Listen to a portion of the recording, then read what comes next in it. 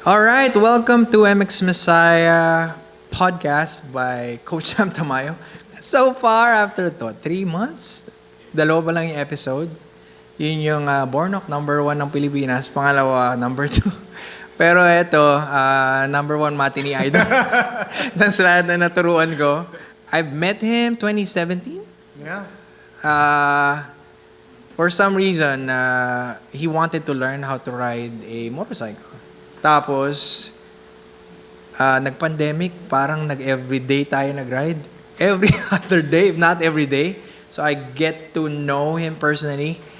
And, ang masasabi ko lang sa tao na to is, ang trip kasi ng motor, sa totoo lang, ewan ko, alam mo to, puro high adrenaline things. And kasama na ron yung mga, not just yung extreme sport, pero parang, ego and pambababae. Parang ganun. Pero, for some reason, machismo masyado laging ganun ang plineflex ng mga, na-experience ko lang to. Yep. Pero when I got the upper hand na and everything, and sabi ko baka pwedeng magkaroon ng ibang influence. Pero kasi nung na-meet kita, you're not into those things eh. As in, hindi talaga. So like, there were like mga instances na meron akong estudyante ng mga girls din that they want to ride with you.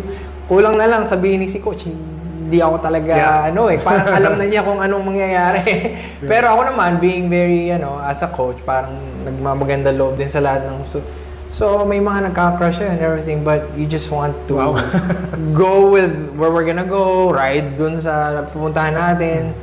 Yun lang. So yun yung si C. So ngayon, he's here as my guest. Thank you. Hey, you influenced me to do this kasi I don't know, I know nothing about these things, pero he did a podcast. Yeah. And I was proud of him kasi hindi ako nakikinig ng podcast, pinakinggan ko yung lahat ng episode mo. So yun, sabi ko, I liked it. So, pero coach, thank you for that that semi-brief introduction. Nakakatuwa lang because a lot of people, I got to do a couple of podcasts with some people in the industry then, and not many know me the way you know me. Diba? Kasi grabe yung mga pinagdaanan natin, coach. Grabe rin yung when I started in MX. Yeah. Messiah, na parang from day 1 ko sa'yo up till now, parang how many years from 2017? 7 years, dude. Now, 2024 na, ang dami na nangyari, nagka-pandemya na lahat-lahat. So, like, it feels great, and it feels a little bit weird and awkward and at the same time na parang, oh my gosh, this person that I'm talking to, with all the cameras in front of us, with people listening in the back, know me more than anyone else. Kasi tayo yung magkasama, tayo yung magkasama from since day 1 in riding motorcycles. And I guess what you were trying to say kanina, coach, is this sport comes with a lot of parang negative vices, no? Yung bisyo na so given na itong sport na ito, karamihan, not all, syempre not all, but karamihan doon di ba, doon nalilihis. But what I can, sabi nga sa panahon ngayon, di ba, the flex. What we can flex about the culture that you're promoting, di ba? The culture that you're teaching the new generation. Ako, I would consider myself new generation na ako. New generation na ako. I think the beauty in of course, MX Messiah is nilalayo mo. You're trying to change as sensitive as this topic may be, di ba? Nilalayo mo at tinatama mo lang to make this sport a family-friendly sport. Di ba? I mean, if naging ko na yan na pumupunta ako sa inyo tapos I see kids, di ba? Mom and dad, everyone's spending time. So I think for one, super appreciate that about you and what you're doing for the sport is I think ang lagi mo nga sinasabi sa akin, one soul at a time, di ba? Yeah. Even when I was working on the podcast, yung Experience Life podcast na naka-hold muna for now, You would give me a message, you would send me a call na parang, listening to your podcast. And sabi mo, yeah, don't worry so much about the views, don't worry so much about who's the listener are. Parang ang layunin lang talaga natin. And this is something I learned from you as well, is one soul at a time. Diba? Because yung isa na ma-influence mo, manganganak at manganganak yan into, basta positive lang naman ang gusto natin yan, wala nang iba eh. It's just really, really weird then in a sense na one soul at a time, people want viewership, people want to be praised, and actually when I first met you 7 years ago, I didn't know, to be honest, I didn't know na sikat ka eh. I mean, I was like, minsan my guys would tell me, yan si ganito. I was like, I don't know, pero I treat everybody as a VIP. And then when they're passionate about it. Pero let's go. Ano ba saan nagsimula yung start na dream to ride a motorcycle? Okay. Bakit nga ba ako napunta sa MX? No? Yeah. Hearing your prayer, nakakatuwa. You always say this, Coach, na there were no accidents. So nakakatuwa hearing that. Na walang ang aksidente sa buhay, na parang may purpose talaga. No? Yeah. May purpose talaga bakit nagkikita-kita mga tao, why things happen in life. Bakit nga ba ako napadpad sa MX? Sa Taytay. Sa Taytay, di ba? Sa MX Messiah. Well, for one, nasa taga-Antipolo naman kasi talaga ako.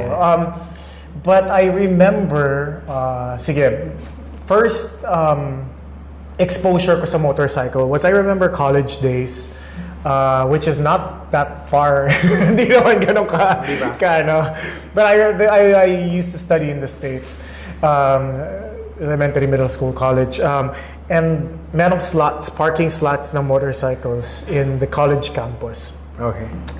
And these guys would come in their Japanese bikes. May it be, di ko alam eh, I know may mga Gixxers na doon, may mga, of course, the Hayabusas are parked. And of course, the Ducatis, the Italian bikes, may mga kanya-kanyang clicks. And I remember I would just hear that the engine revving. Ito yung parang first, up close and personal with the bike. Sabi ko, man, I wish I was part of that group. Kasi di ba, instant head turner pag nakamotor ka. Yeah, ingay. Ang ingay. And iba yung dating. Iba yung dating. You can come in you can come in a really expensive sports car. Pero if you're in a bike, buhay mo nakataya dyan eh, di ba? True. Discipline, or whatever. So, it started way back then. Siguro mga 2000 something. Ayoko na magsabi ng date, baka sabihin ng mga viewers, magtanda na nito. No. So, then fast forward, bumunta na ako sa Pilipinas, nag-aral, naging artista na rin ako. But may mga role requirements na you have to learn how to ride a motorcycle. Okay. Sorry, flashback ulit. Back in college, I tried yung parang 1-week course na motorcycle in sa DMV. I applied and I failed. I failed, yes. It was a 3-day course. Parang ground school yung una, then the 2 is application na mismong turns. I would always fail the turns. Okay. Hindi ko matatayo yung bike. It's just parang Honda 1, parang yung CC niya is 125 lang. Okay. 125 lang. But I would always parang ako yung torque niya, hindi ko kayang i-control. Hulog ko yung bike. Sabi na, you can't. You have to retake it over. So sabi ko, maybe motorcycles not for me. Then fast forward, artista na ako. They asked, marunong ka ba magmotor? Sabi ko, shucks, hindi ako marunong magmotor. So dinadaya nila, dadayain na lang sa shot, na ibabalance nila ako. Kunwari nagmamotor ka. It's like, this feels so bad. And this was hindi ko alam kung nakwento ko ba sa ito. Hindi ko nakwento sa ito. This was the TV series was A Love to Last. Okay. So I had a really quick stint dun sa parang a cameo. It was a cameo. Pangalan ko si Totoy, Batanggenyo. So I had to learn on the spot. Tas maliit pa na motorcycle yun, automatic. So Ian Veneracion was there. Sabi ni Ian Veneracion, bro, punta ka sa bahay ko, turuan kita magmotor. Shout out Ian. My ultimate idol, Ian Veneracion. So sabi niya, punta ka sa bahay. Malapit lang siya, just around the area. Taga rin, Antipolo rin. Yeah. So I went to his house. So now I'm amazed. I see this, so syempre, Bikes, no? all the collection of bikes. I don't know, Oh, yeah, 10 bikes, hindi ko alam. Ang dami niyang motor. Pili ka lang dyan, siyan. You know, pili ka lang dyan. Gamitin natin yan, ikot tayo sa village. You know, like a kid, like a little brother. Yeah. Big brother teaching a little brother how to ride a bike. So I got his scrambler. So, scrambler pa, pinano niya sa akin. Sige, ikot tayo sa subdivision. He's leading the way. His boys were in the, no, kaming dalawa lang pala to. So, I turned on his scrambler and yung torque ng ganun, sabi niya, bro, kailangan mo ng professional help. No, totoo. This is legit. Meron akong, I didn't tell you this pa. So, meron akong kakilala that bagay sa'yo kasi you can make all the mistakes you want. At least it's in a closed space. It's safe. Sabi ko, safe ba? Kasi parang mahuhulog ko na. Sabi ko, Ian, pag nahulog ko yung motor mo, friends pa rin tayo. Hindi, sasapakin kita. Huwag nahulog yung motor ko. Mag-ano ka na, mag-training ka na. It's like, where? So, it actually came from him. Okay.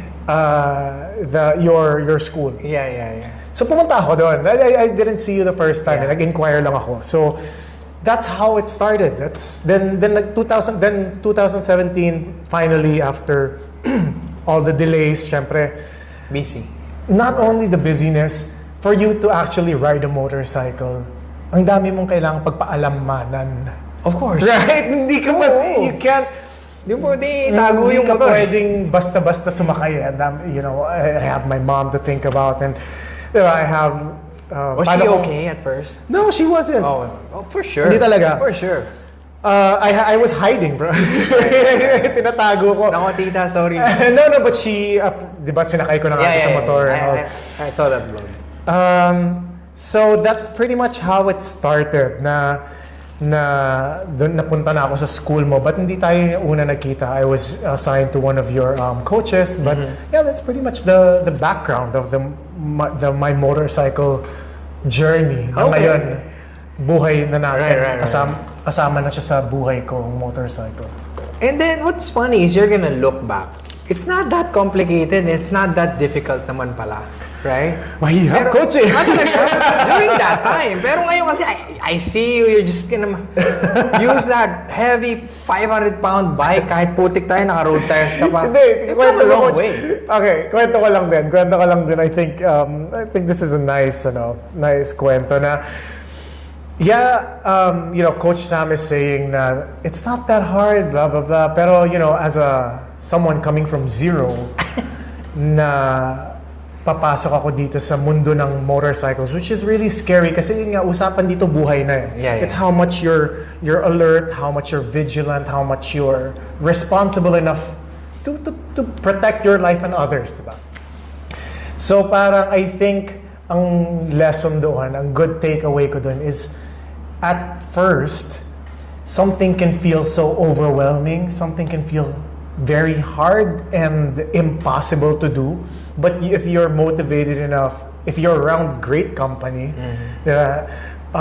nothing is impossible. Ang ganda lang kasi, coach, kasi ang patient lang din. It's such a great feeling na ang nag-mentor sa akin, ikaw. Kasi ang patient mo, obviously punta ka na 5 a.m. 5 a.m., biruin mo. Lalabas tayo, iikot mo lang ako sa palengke. Iikot lang ako ni Coach Sam sa palengke. Coach, ang dami na nangyayari. May aso. Oh, yeah. Sa mga stressful na setting. Stressful setting. But we were very safe, di ba? Yeah. Parang nagawa na natin yung course mo in the school. It's time to application na tayo on the road. But it's really, if there's one advice to a person listening right now, surround yourselves with great company. Piliin niyo talaga yung makakasama niyo. Kasi, parang just like find yourself a Coach Sam na para alagaan ka talaga, not just for the purpose na, matuto na yan magmotor or whatever. Tapos na, di ba? Parang it's more of a spiritual, di ba? Yeah. Spiritual mentorship, parang learning as we go, parang ganun. When you ride, can you describe yung mga, I don't know, the stress level of yung work ninyo, do you really find peace, solace? Do you actually get inspired para to, I don't know, think about scripts or sayings para sa when you write? I think it's more of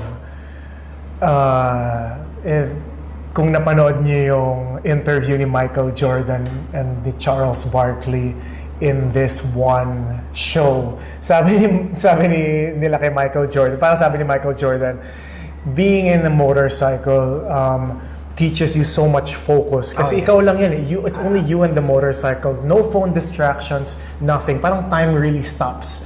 Kasi naka-focus ka eh. Sabi nga niya, that's why Charles Barkley will never become a champion kasi hindi nagmo-motor si Charles Barkley. Ayaw niya eh, no? Yeah. So parang niloloko lang nila. But yeah, I think it's more of that, na riding a bike, kind of, well, para sa akin, it cleanses your soul in such a way na parang, nandun ka lang eh, nakatuto ka lang sa road, di ba? Our style of riding kasi hindi naman kasi tayo kaskasero, di ba? We don't, when we ride, Safety first. yeah, safety first. In-instill mo talaga sa amin yung importance ng when you ride a bike, take away all the ego, di ba? Tapos, safety first tayo, and we're just here for the company, di ba? Learning from each other, learning from kung ano man yung mga pinagdaanan natin sa buhay. Kasi sa grupo natin, ilan mo lang ba tayo? 4 with JK as the new part of the group. Pero 4 lang tayo. Ako, ikaw, si Dex, si JK. And all from different walks of life, di ba? Parang meron tayong bata, medyo bata. Dex na parang bata. Ako nga pinakamatanda sa inyo. Pero, okay. Remember those rides natin around Tanay, Sierra, yung mga barangay dyan. And pandemic noon eh. And then we used to, may mga checkpoint, meron tayong mga dinadaanan na off-road. Ano yung most memorable mo nun? Only river crossings. And there was even a time na you fell in love with sa Sierra Madre na naghanap pa tayo nila Dex ng property. Parang nagustuhan yung nature. Oo nga. Ano yung most memorable mo sa lahat ng rides natin doon sa, you can say, medyo hard trail? Siguro, dalawang rides came to mind ngayon lang. The first would be yung pinakaunang time natin ikutin yung Sierra, or Marilake loop, loop na yan. Kasi kakahiram lang natin ng bike sa Ducati noon. And get this, ganito kagaling si Coach Sam at ganito siya, I mean, ang unang experience ko on the road, syempre I was hinihiram ko yung scrambler niya, but nanghiram tayo kay Ducati ng multistrada. A very difficult bike for beginners. 1,200. Yeah. 1,212 na very heavy. MTS. Ganun yung trust niya sa akin eh. Hindi ko alam bakit niya ako pinagkatiwalaan. But I'm sure, as a coach. Kasi dream mo yun eh. Pero as a coach that you've been doing this your whole life, I'm sure na-gauge na niya yun na kaya. Yeah. But it's just na syempre, as a student, nerve-wracking yun. Kasi, syempre, ano na yun, sensory overload. Kasi, shucks, may tiwala sa akin yung coach ko, pero ako ba may tiwala ako sa sarili ko? But the experience was very magical the first time. And I remember, umabot lang tayo doon sa billboard. Palo Alto, Santa Lucia billboard, diba? Palo Alto, Yun. Doon lang, hanggang doon lang, tapos pagod na ako, sabi ko, I can't. So, I think that's very memorable kasi sabi ko, ang ganda pala dito sa taas na to. And the second time would be the first time na kasama natin yung buong grupo to do the trail. Because that's the first and the hardest trail na ginawa natin, nahulog yung mga bikes, tas inanod, tapos grabe sama-sama. So I think that really showed the camaraderie of our, di ba? Of what you're trying, of the riding community natin. Walang iwanan, no? Yeah, walang iwanan talaga. It's not, hindi yun yung pataasan ng ihe for your but hindi siya ganun. But it's more of, walang iwanan, na parang pag one man down, okay, let's all stay, gather our thoughts, get the bike, one problem at a time. Parang ganun. Actually, guys, pagka merong mga sobrang difficult na river crossing, I remember those days na sobrang wasak na kami lahat. Sisi na lang yung pinagpapatawid namin ng mga bikes kasi parang malakas tumumuhat eh. Tsaka pinakabata sa amin, matangkad. Baka isipin nila magaling ako, coach. Hindi, ano lang, abot ko lang yung sahig, kaya duck walk lang. And dulas eh. Sobrang dulas, mga bato, lumot-lumot. So, yung skill ko doesn't work. You gotta use, alam mo yung brusko na buhatan. So, siya yung nagtatawid. I could use the extra, alam mo yon, extra saddle time. So, kinukuha ko na yung bikes nila, tapos tinatawid ko na lang. So, fun, very fun. Those are the top 2 experiences. Okay. Yeah, those were really epic experience na kahit ako, sobrang dami ko na ride. Tumanim sa akin yun kasi first time ko lang yun yung tipong yung motor, muntik na mas sweep nung agos. Sobrang lakas ng agos na yun. Mga 10? Bumabagyo kasi no. 10 tayo, tas cargo kami lahat ni Coach Sam. Like right now, you don't have work and then school kasi may bagyo. Tayo ganun din nun. May bagyo, tara, ride tayo. Yes. Bumabagyo nun, so ang lakas ng alon, current. So, pagtawid nung isa namin kasama, sumemplang. Yeah. So, kung wala si Sina malakas, siguro 6 na kami, Yung si Heron, naku po, mawawala talaga. Inaano. So, may video pa nga ako nun eh. Yeah, sure baka you can play it. Yeah. That's so funny.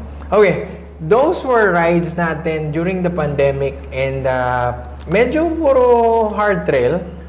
Pero I'm blessed to also experience mga funny rides, Baler, alam mo yun, Baguio, Oh, yeah. Sagada. You remember the Sagada ride? When we're so near, papasok na tayo ng Sagada. And yet, biglang may, checkpoint na tayo pinapasok. Bad trip. Yeah. You wanna share something about that? It's crazy. Yung trip din, iba din kasi yung trip natin eh. This is a perfect example na it's really not about the destination but the journey. Parang this is yung mga pinagdaanan natin is the perfect example. Kasi parang katulad nung kinukwento ni Coach Sam na Sagada trip. This was during the pandemic, mga 2021. ECQ pa eh. Yeah. So, unti-unti nang nagli-lift but they were still a little bit strict on those areas. And, we forgot to, I think, tayo rin naman yun eh, we forgot to send in a head count. Yes. Pero, it was my first Sagada trip. And Sagada is like, what do you call it? Baptismal of fire ba? Parang ganun. Kasi highest mo sa Pilipinas. So I was very excited. As a fairly new rider, di ba? Experiencing this for the first time. Na parang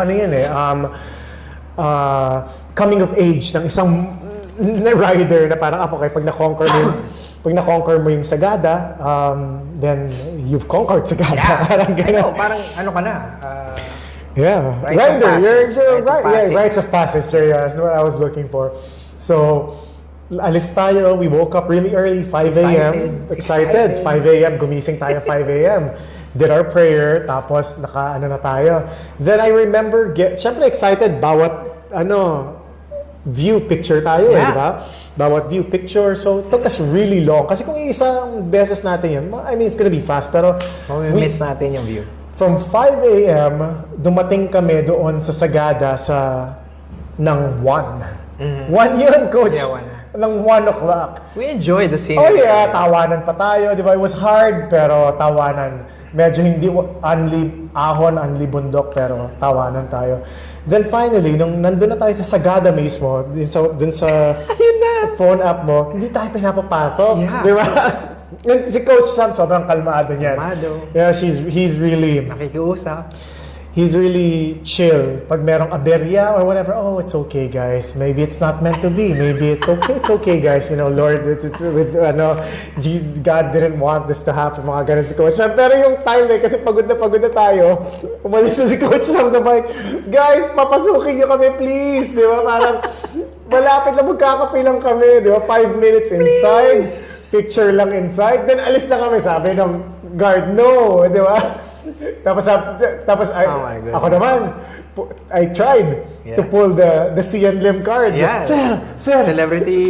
tanggal ako sa sombrero. Sir, baka pwedeng pumasok, sir. Kasi pagod na pagod, di ba? Medyo may konting drama pa. Pagod na kami, sir. Baka ma-aksidente kami pag bumalik kami. Kailan mo pahinga? Sabi ng guard, sino ka ulit? Sino ka? Hindi kita kilala. Hindi pwede pumasok dito. Hindi talaga.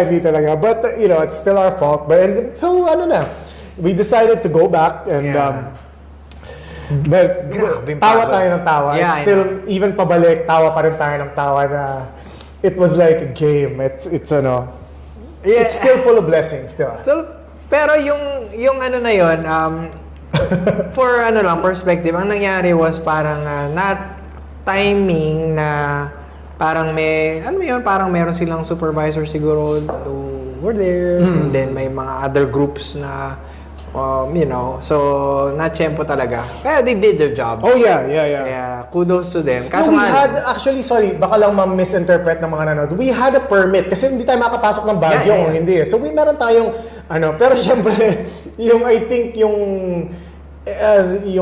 basta, they were extra strict lang sa Sagada. Yeah. Tama kayo, whatever. Kung ano man yun, hindi na natin kinwestiyon. Yeah. Nag-try lang tayo, pero hindi gumana.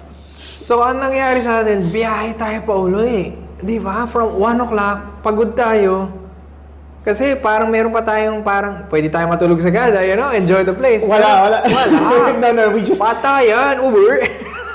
Grabe yun. So nakakatawa. So, manhid na ako Grabe. So, balikan Sagada yon. So, from 5 a.m., we got in Sagada ng 1 p.m. Hindi kami pinapasok. Nag-lunch lang kami ng mabilis sa isang gas station. Yeah.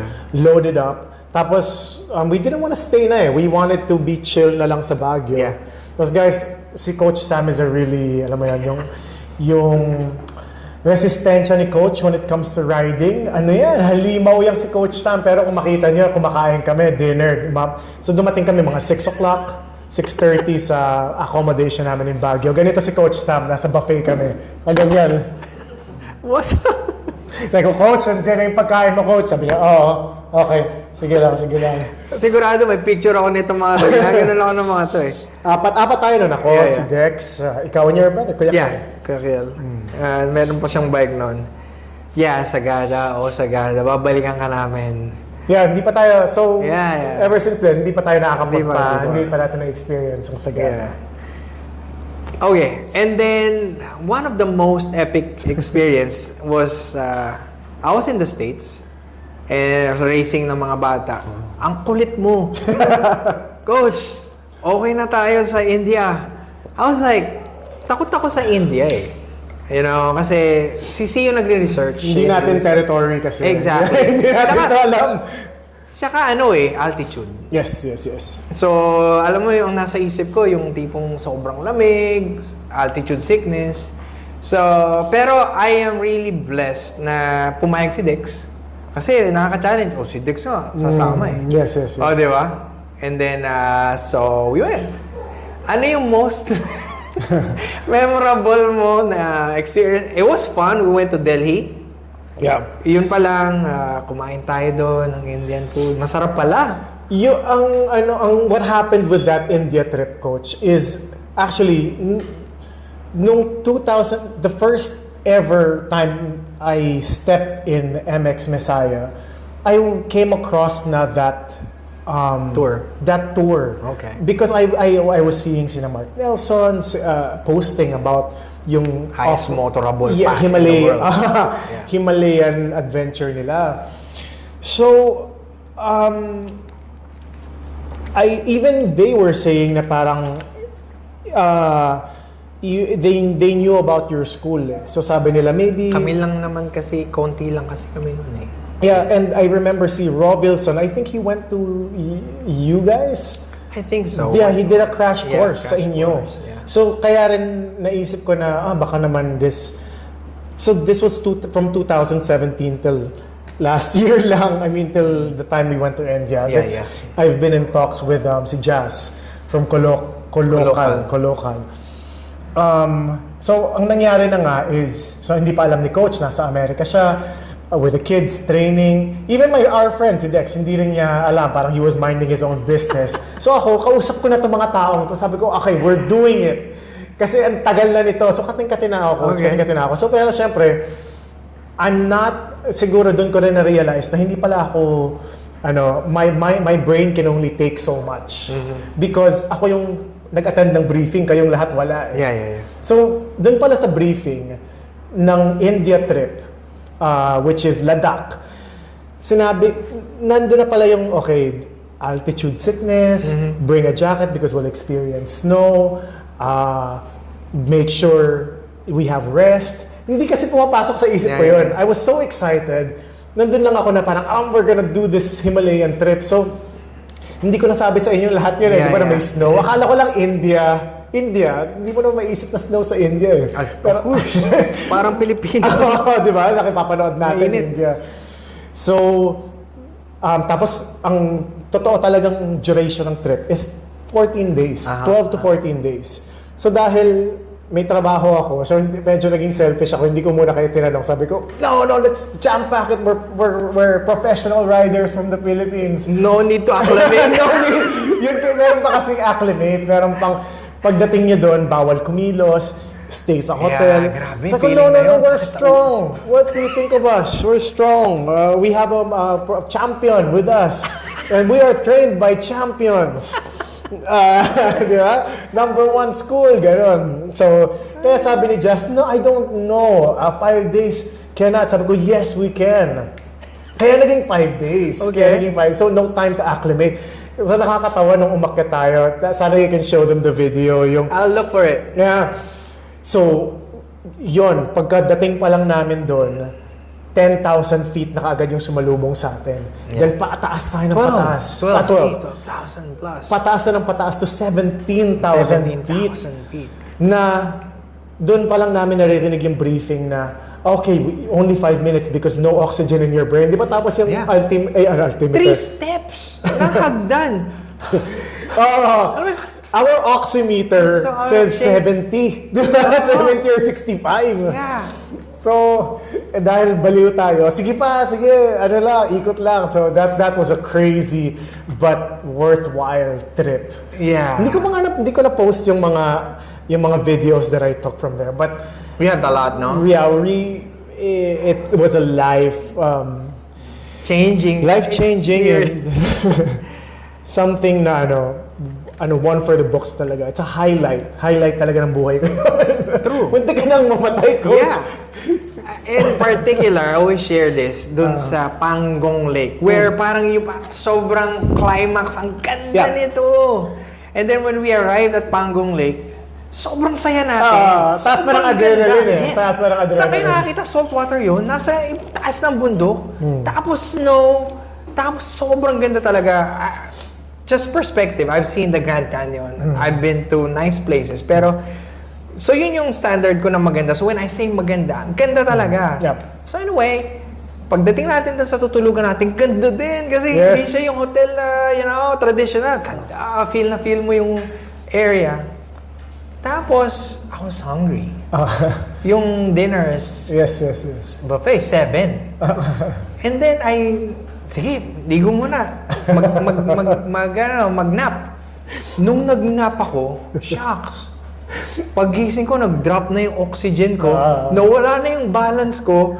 Yeah. So, nasalo ako ni Dix. Kasi kumakatok na eh. Oximeter, mga sabihan 50 to 60 ka na. Lower than 50. So, alam mo yon, delikado na raw yung ganun, di ba? Yeah, Lower than 50. It's like, gumagana ba to? Pero, strong mind, first time mo na experience, hindi ka naman ako agaw buhay. Kaso lang, nawala yung balance ko, nasalo ko ni Dix. Yes. Diba? And that was funny. And Meron buti tayong may mga oxygen tanks. Yes. Oxygen, portable oxygen na tayo nun. So, yun. That was an experience. My goodness. For me, it's so humbling. Why? Kasi, like what C said, na kinonvince niya yung yung tour guide na kaya namin to, we trained and everything. So I was thinking, nagjo-jogging naman ako every day. Yes. Yung skills ko, I'm just riding 20-30% ng skills ko. Yeah. And then muntik ako mamatay. Parang humbling no? It's very humbling. It's Especially, very humbling. Especially, coach, di ba, parang like yung kwento ko na this motorcycle, being in a motorcycle, di ba, parang it really teaches you a lot. And especially, it humbles you Kasi, di ba, parang, kunwari, sometimes, di ba, very applicable sa buhay. Sometimes we think na we know it all na, di ba? Sometimes we think na parang, we're indispensable. Or immortal. Di ba? Na parang, hindi mangyayari sa akin to, I'm on the top of the world, or I'm invincible. Hindi ko kailangan yan, di ba? I'm me. May mga ganun na parang ego. But just a little bit playing with that thin line lang with a motorcycle. Parang, it humbles you na parang, no way. Di ba? Parang, you're never too good. You always have to be, always have your head, always put your head down na parang there's always something to learn. Be humble pa rin lagi. Yeah. It makes you humble. Yes. Yeah. It's a humbling experience. Yeah, that was epic. And pero ang biggest blessing noon was I was able to ride the next day. Most pala ibababa na nila ng Le and uwi na. Le, tapos dadali na nila dun sa ano ba yung Delhi. Kasi delikado even delikado ka na ko. Kaya nga. Pero ang nakakatawa sa atin, naka-ride pa rin ako and alam mo yun. What if I didn't recover? 'Di ba? Kasi iba ibababa na nila ng altitude. Hahanapin ko yung picture na yun. Nasa akin pa yung video, papadala ko sa'yo. Ang eksena, guys, ang nangyari was hindi na kaya ni Coach Sam. Hindi na yung oxygen, portable oxygen na gano'n. Tunay na oxygen. Dumating na yung oxygen from the hotel. Tapos gano'n na si Coach Sam. Pero laban pa rin Laban pa rin tayo. No, I'm okay, guys. Okay na ako. Parang hindi, Coach, pero dilaban natin yun. Alam mo, kahit na nakarating na ako sa Pilipinas, meron akong lapses na uutal ako for like 2 weeks. I don't know if... deprivation ng oxygen tayo dun 2 weeks akong nauutal na sabi ng wife ko, ako rin, conscious na. Nauutal ako So, and then, yung luha ko nun tuloy-tuloy. I mean, hindi naman ako umiiyak, hindi naman ako emotional. I was like, ganun pala yun. You can actually die sa altitude sickness kasi merong mga news doon, nagbiyahe mag-isa. Bata, 27 years old, nag-rent ng bike, explore, the highest motorable pass, namatay. Yes. And then nakita sa gilid.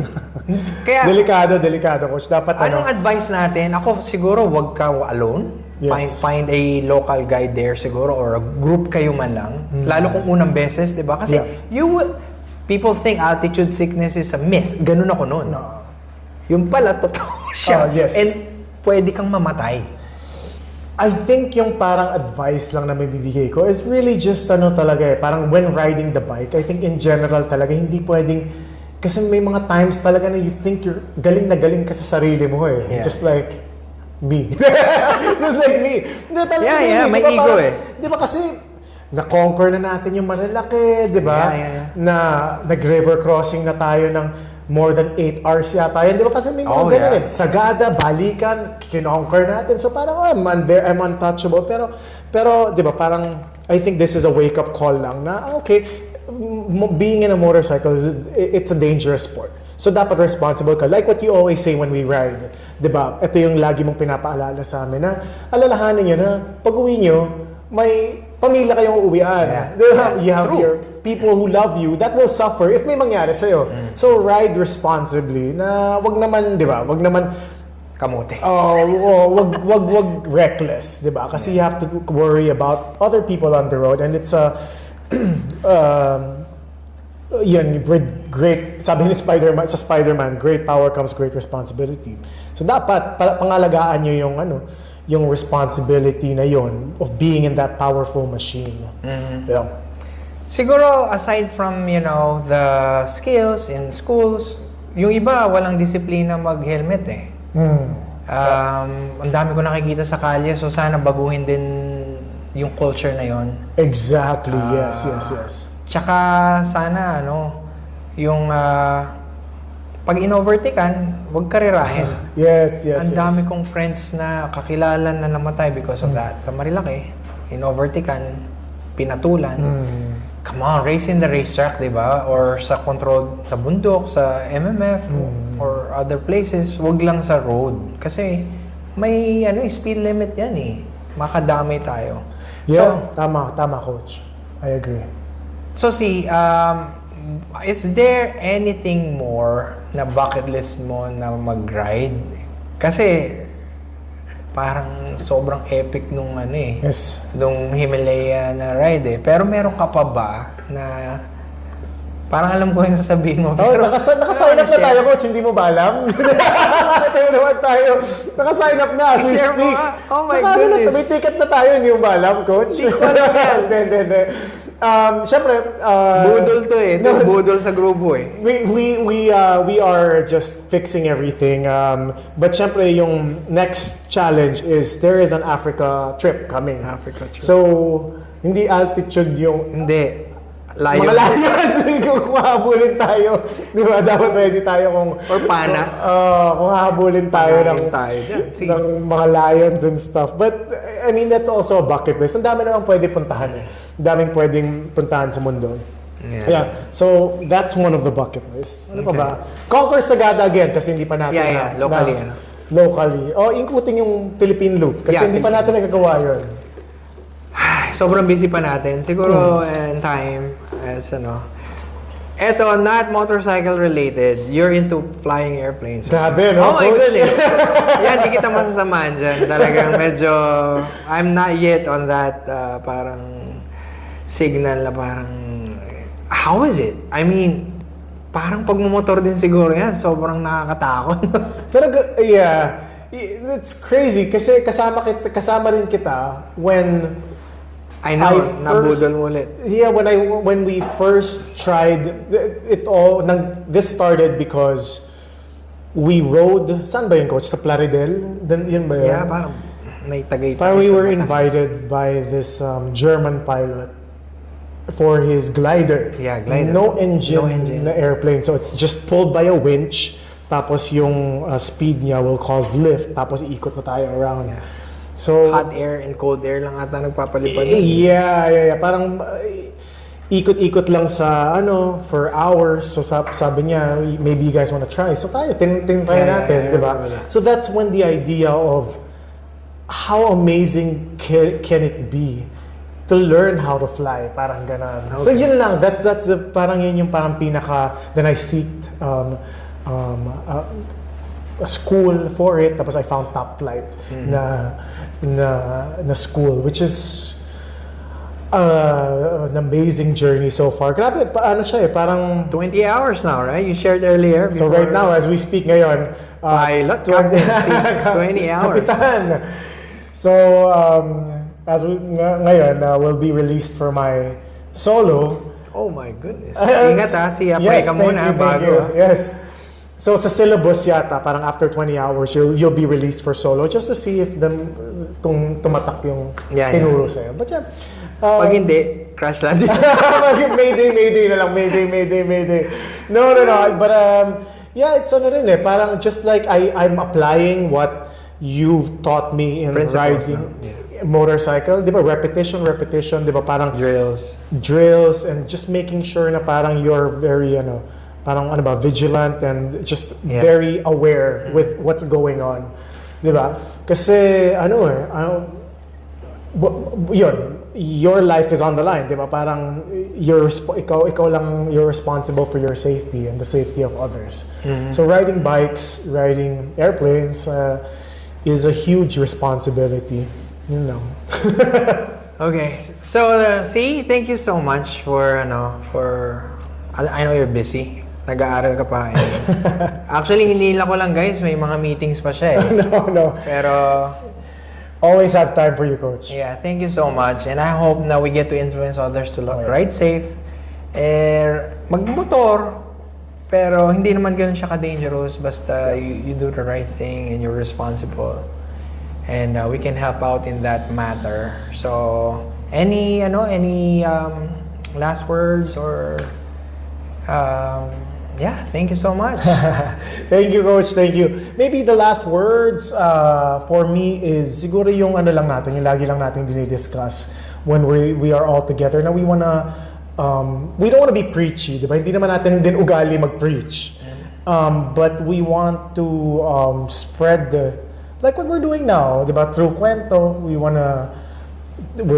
I'm sharing my mistakes. I'm sharing yung mga pinagdaanan natin. I guess we want to influence lang positivity sa, diba, sa community natin in terms of riding. Yes. Like especially very important, Coach, like what you said, na parang yung init ng ulo natin, maybe the ego. Diba, it's hard to admit na parang, diba, sometimes yung mayabang tayo, diba? Parang hindi naman natin matatanggal yun sa sarili natin kasi tao tayo eh. But, just remember, diba, whoever is listening to this, just remember na parang may pamilya tayo na uuwihan. There's people who love us. So, just let that be the compass. Let that be your North Star. Na if nandun man yung rage, nandun man yung parang you think you're untouchable, just think about the others that will be affected kung magkamali ka doon sa, diba? Yeah. Kasi one small decision can lead to something big. So just be careful, be extra careful, think of others, and let's promote more camaraderie, diba? Yeah. Sa community. I think it's all about that. Yeah, amen. I want to say amen to that. So, thank you so much. Thank you. May God bless you. Yes, sir. Thank you, Coach. Yeah. See you and Lim. Thanks, guys. Thank you. Woo! I know.